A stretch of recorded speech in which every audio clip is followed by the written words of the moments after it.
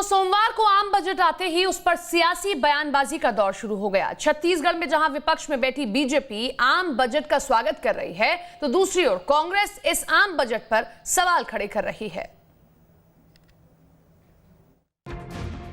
सोमवार को वित्त मंत्री निर्मला सीतारमण ने मोदी सरकार के दूसरे कार्यकाल का तीसरा बजट पेश किया। इस बजट में सरकार ने देश की अर्थव्यवस्था को अब पटरी पर लाने के लिए पुरजोर कोशिश की है।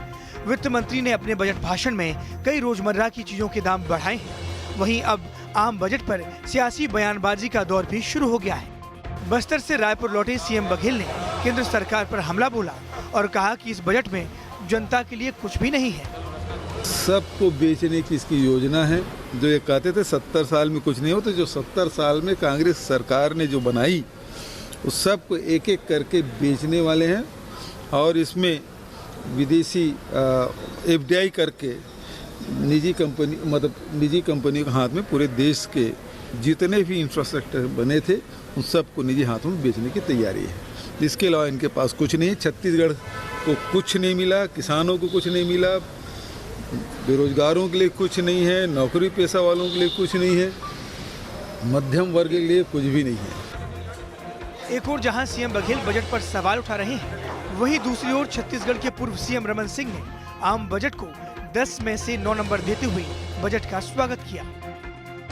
यदि पूंजीगत व्यय में 34.5% की वृद्धि होती है, इंफ्रास्ट्रक्चर के क्षेत्र में यदि 34% वृद्धि होती है, तो छत्तीसगढ़ जैसे राज्यों में सीधा इसका असर होगा। 16,50,000 रुपया किसानों के लिए कर्ज और उनके विकास के लिए, इंफ्रास्ट्रक्चर के लिए खर्च यदि होता है तो छत्तीसगढ़ के किसानों को भी उसका लाभ मिलेगा। बजट को मैं दूंगा कि अब ये पूरे प्रदेश में एक वित्तीय स्थिति को मजबूत करने वाला बजट है और निश्चित रूप से ये 10 में 9 नंबर मिलने लायक बजट है। नेता प्रतिपक्ष धर्मलाल कौशिक ने भी आम बजट का समर्थन किया और कहा है कि हर वर्ग को रिलीफ देने वाला बजट है। वहीं केंद्रीय बजट पर छत्तीसगढ़ के कृषि मंत्री रविंद्र चौबे ने निराशा जताई है। समाज का सर्वतोमुखी विकास, इसको लेकर के बजट प्रस्तुत किया गया है। हम उसमें किसानों की बात कर सकते हैं कि 1,72,000 करोड़ रुपए तो केवल धान खरीदी के लिए इस बजट में दिया गया। आखिर छत्तीसगढ़ के सरकार धान खरीद रही है और उसके लिए पैसा का प्रावधान कहाँ से किया गया है। हम जब रेल की बात करते हैं तो रेल के लिए बहुत अच्छा उसमें बजट में प्रावधान किया गया है। 100 सैनिक स्कूल खोलने का दिया गया है। 700 से ऊपर एकलव्य विद्यालय खोलने का दिया गया है। छत्तीसगढ़ को पिछले समय भी लाभ मिला है एकलव्य महाविद्यालय का, और इस बार भी लाभ उसमें मिलेगा। इतनी संख्या में खास करके ट्राइबल बच्चों के लिए उसमें ध्यान दिया गया है। आंकड़ों के मायाजाल में पूरे देशवासियों को भ्रमित करने का इस बजट ने प्रयास किया। मुझे ऐसा लगता है कि इससे ज़्यादा निराशाजनक कोई बात हो नहीं सकती। हम उम्मीद कर रहे थे कि 20 लाख करोड़ के पैकेज का इम्प्लीमेंटेशन और एग्जीक्यूशन के बारे में भी बजट में कोई बात कही जाएगी, लेकिन पूरा बजट इसके लिए मौन है। दुर्भाग्य हमारे राज्य के लिए और है कि संपूर्ण बजट के भाषण में छत्तीसगढ़ के नाम का जिक्र तक नहीं हुआ है। एक और जहां बीजेपी इस आम बजट को समाज के हर वर्ग के लिए फायदेमंद बता रही है, तो वहीं विपक्ष में बैठी कांग्रेस केंद्र सरकार पर चुनावी राज्यों को ध्यान में रखकर बजट पेश करने का आरोप लगा रही है। हालांकि इन सबसे उलट इसे आम जनता को कैसे फायदा होगा, ये तो आने वाला वक्त ही बताएगा। रायपुर से आदित्य नामदेव के साथ टीम न्यूज स्टेट।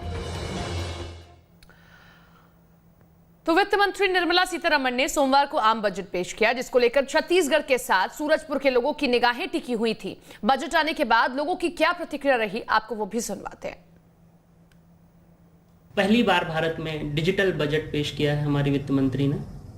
पहले ब्रीफ केस में प्रिंटेड आता था बजट, अभी डिजिटल बजट पेश किया है, पेपरलेस।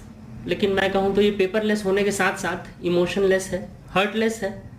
एम्प्लॉयमेंट जनरेशन के लिए कुछ भी नहीं है, एमएसएमई के लिए कुछ भी नहीं है इसमें। तो होना तो ये था कि सैलरीड क्लास, जो कि भारत सरकार को सबसे ज़्यादा टैक्स देता है सैलरीड होने के नाते, उनके लिए इस बजट में कुछ भी नहीं रखा गया है।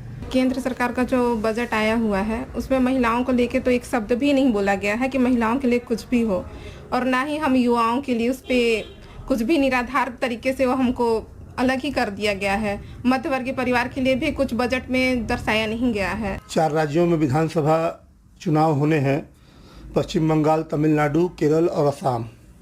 4 राज्यों को दृष्टिगत रखते हुए भारतीय जनता पार्टी के चुनाव को दृष्टिगत रखते हुए बजट पेश किया जा रहा है। बजट में कुछ एक चीज़ें हैं जो वाकई में सराहनीय है, लेकिन बाकी बहरहाल पूरे बजट का जब आप आकलन करेंगे तो उसमें निजीकरण को बढ़ावा देने का काम किया जा रहा है। बैंकों को बेचने की योजना लाई जा रही है, LIC को बेचने की योजना लाई जा रही है, ये गलत है। तो देश का पहला पेपरलेस बजट पेश हो गया है। वित्त मंत्री निर्मला सीतारमण ने मोदी सरकार 2.0 का तीसरा budget made in India tablet से पढ़ा है। करीब 35 लाख करोड़ के बजट को विपक्ष ने निराशाजनक बताया, तो केंद्र सरकार इसे आत्मनिर्भर भारत की ओर बढ़ता पहला कदम बता रही है। आखिरकार वित्त वर्ष 2021-22 का बजट वित्त मंत्री निर्मला सीतारमण ने पेश कर दिया है। इस बजट को पीएम मोदी ने नए भारत के आत्मविश्वास को उजागर करने वाला बजट बताया है। पीएम ने कहा है कि बजट देश के इंफ्रास्ट्रक्चर में बदलाव लाएगा, साथ ही युवाओं को कई मौके देने का काम करेगा। साथ ही उन्होंने कहा है कि चुनौतियों के बावजूद हमारी सरकार ने बजट को ट्रांसपेरेंट बनाने पर जोर दिया है और भारत कोरोना काल में काफी प्रोएक्टिव रहा है। वर्ष 2021 का बजट असाधारण परिस्थितियों के बीच पेश किया गया है। इसमें यथार्थ का एहसास भी और विकास का विश्वास भी है। कोरोना ने दुनिया में जो प्रभाव पैदा किया, उसने पूरी मानव जाति को हिलाकर रख दिया है। इन परिस्थितियों के बीच आज का बजट भारत के आत्मविश्वास को उजागर करने वाला है और साथ ही दुनिया में एक नया आत्मविश्वास भरने वाला है। राजनाथ सिंह का कहना है कि इस बजट की जितनी प्रशंसा की जाए उतनी कम है। ऐसे अच्छे बजट की किसी को उम्मीद नहीं थी। लोगों को उम्मीद नहीं थी कि इस प्रकार का बजट पेश होगा, क्योंकि इसके पहले भी 5 मिनी बजट एक प्रकार से सरकार के द्वारा पेश किए जा चुके हैं।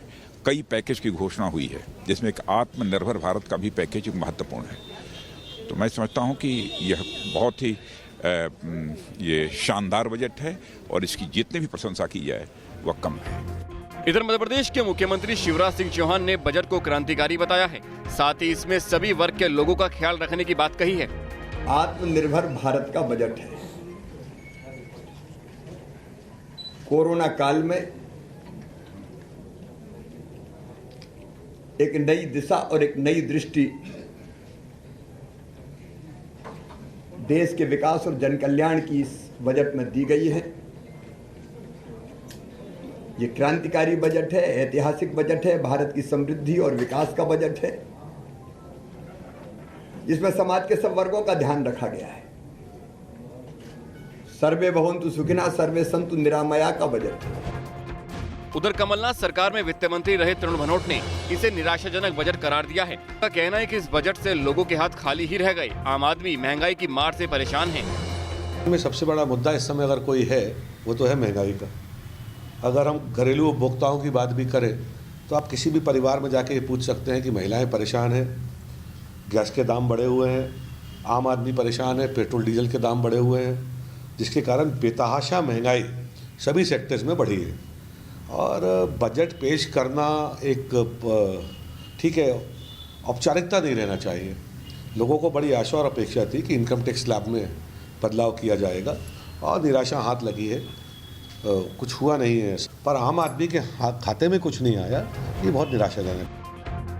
गौरतलब है कि वित्त मंत्री निर्मला सीतारमण ने जो बजट पेश किया है उसमें मुख्य रूप से स्वास्थ्य सेक्टर पर जोर दिया गया है। टैक्स स्लैब में कोई बदलाव नहीं किया गया है। सरकार इसे अच्छा बजट बता रही है, लेकिन ये तो जनता के हाथ में ही है कि वो सरकार को कितने नंबर देती है। Team news state.